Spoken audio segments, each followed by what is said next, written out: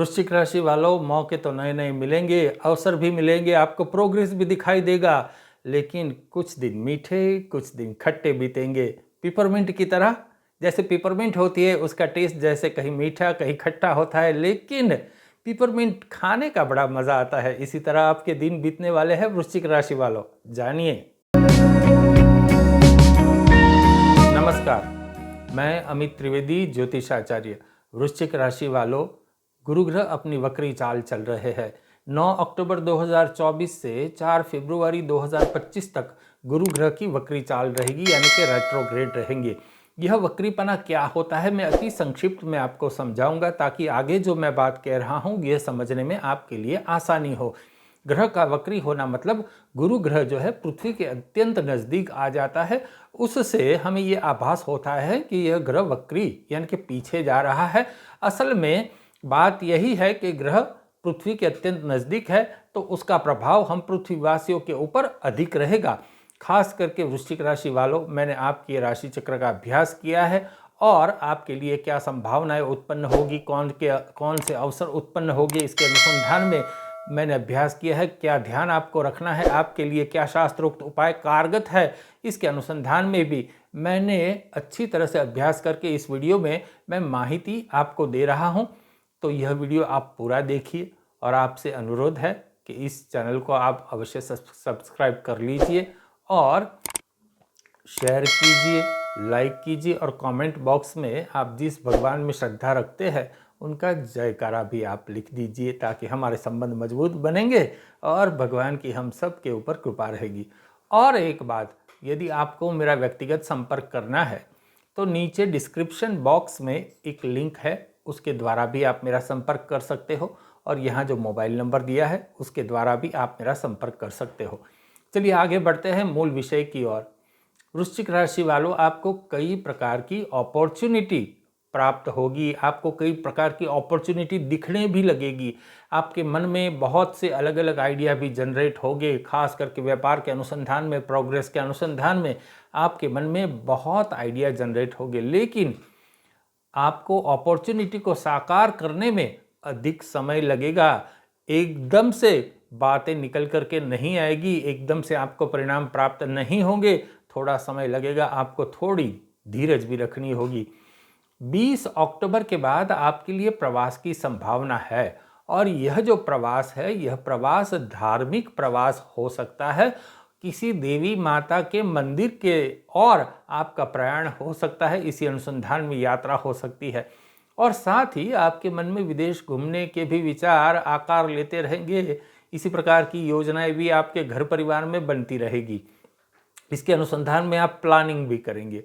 दीपावली का जो समय है वृश्चिक राशि वालों, यह तो आपके लिए अच्छा रहेगा, किंतु जो लोग व्यापार करते हैं उन लोगों को, बिजनेसमैन को ऐसा होगा कि व्यापार में अधिक मेहनत करनी पड़ेगी। यह जो मेहनत जो है वो बिजनेस करने में एक जो खास होता है कि क्लाइंट को संतुष्टि देना, तो यहीं पर आपको थोड़ा संघर्ष करना पड़ सकता है। बिजनेस आपको मिलेगा, लेकिन क्लाइंट जो है अपनी फरियाद, अपनी कंप्लेन आपके साथ लेकर के आएंगे, अननेसेसरी आपसे आर्ग्यूमेंट हो सकते हैं, इसके अनुसंधान में कुछ बातें हो सकती है। तो आपको मन शांत बनाए रखना है और सभी अपने जो ग्राहक है, जो क्लाइंट है, उसको शांति से आपको जवाब देना है। किंतु दिसंबर के मध्य में आपके लिए परिस्थिति अच्छी होगी और जो कुछ भी यहाँ अनबन है, जो आर्ग्यूमेंट थे, वो धीरे धीरे दिसंबर के अंत के बाद, दिसंबर के मध्य के बाद ये शांत होता हुआ दिखाई देगा। जो लोग जॉब करते हैं उनको 17 नवंबर के बाद प्रमोशन मिलने की संभावना है। आपके बॉस, आपके अधिकारी आपकी पीठ थपथपाएंगे, आपकी प्रतिष्ठा में वृद्धि होगी, आप प्रसन्नचित हो जाएंगे। किंतु एक बात आप ध्यान रखिए, आपको बहुत सारी सूचनाएं भी प्राप्त होंगी अपने अधिकारियों की ओर से, अपने बॉस के द्वारा, तो आपको मन शांत रखना है, वरना वहीं पर भी अनबन हो सकती है। तो इतनी सावधानी आपको रखनी है। और यदि आप सरकारी नौकरी का प्रयत्न कर रहे हैं तो यहाँ आपके लिए एक सानुकूल परिस्थिति भी बनती मुझे दिखाई देती है। सरकारी नौकरी प्राप्त करने में जो कुछ भी बाधाएं थी वो बाधाएं दूर होती हुई दिखाई देगी। आपके मन में आशा की नई किरण खुल जाएगी। वृश्चिक राशि वालों, आप बिजनेस करते हो और साथ ही उसमें कुछ मेडिकल लाइन में आप बिजनेस करते हो, तो आपके लिए परिस्थिति अच्छी बनती है। आपके लिए धन की आय अधिक रहेगी, बिजनेस का विस्तार आपका होगा। साथ ही एक बात और है, आप जमकर खर्च भी करेंगे। ये वृश्चिक राशि वालों आप सबके लिए है। आप जमकर खर्च करेंगे और आपको ब्रांडेड चीज़ें लाने का मन बहुत अधिक होगा, महंगी चीज़ें लाने का मन बहुत अधिक होगा। आपको अपनी लाइफ लग्जरियस बनाने की इच्छा भी होगी। किंतु यह जान लीजिए कि फरवरी महीने में आपके जो फ्रेंड सर्कल है उससे थोड़ी अनबन हो सकती है। आपके जो छोटे भाई बहन हैं उनके साथ थोड़ी अनबन हो सकती है और वह अनबन प्रॉपर्टी का विवाद हो सकता है। प्रॉपर्टी को लेकर के कुछ वाद विवाद हो सकता है। यदि आपको छोटे भाई बहन नहीं हैं तो आप प्रवास का जो प्लानिंग कर रहे हैं उसमें थोड़ी सावधानी रखिए, वहीं पर भी कोई दिक्कत आ सकती है। साथ ही जो लोग जॉब करते हैं उनके मन में अपनी जॉब को लेकर के बहुत सारे विचार आएंगे। परिस्थिति अच्छी है, कोई यहाँ मुझे तकलीफ नहीं दिखाई देती, लेकिन प्रगति की ओर, नई जॉब की अपॉर्चुनिटी के ओर आपके विचार और मन में घूमते रहेंगे। कहीं ना कहीं कुछ असंतुष्टि आपको मन में रहेगी, सब कुछ मिलते हुए भी। तो इस प्रकार की खट्टी मीठी परिस्थिति, जैसे मैंने कहा पिपरमिंट की तरह, इस तरह से आपको प्राप्त होगी। लेकिन अंततोगत्वा पिपरमिंट जैसे खाने में मज़ा देती है, इसी तरह ये जो समय है वो आपको मज़ा देगा पिपरमिंट की तरह। चलिए अब ये जान लेते हैं कि आपके लिए कौन से शास्त्रोक्त उपाय कारगर है। वो कौन से उपाय है जो आपकी परिस्थिति सुगम बनाएंगे और आपकी कठिनाइयाँ शांत कर देंगे, निर्मूल कर देंगे।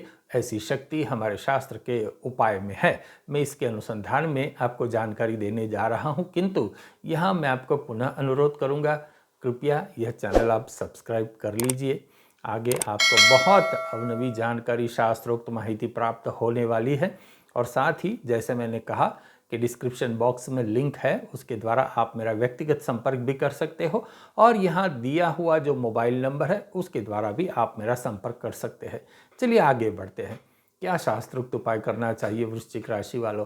वृश्चिक राशि वालों, आपको सूर्यदेव को नित्य जल अर्पण करना है और जल अर्पण करते समय सूर्यदेव का द्वादश नाम जो है उसका जाप आपको करना है।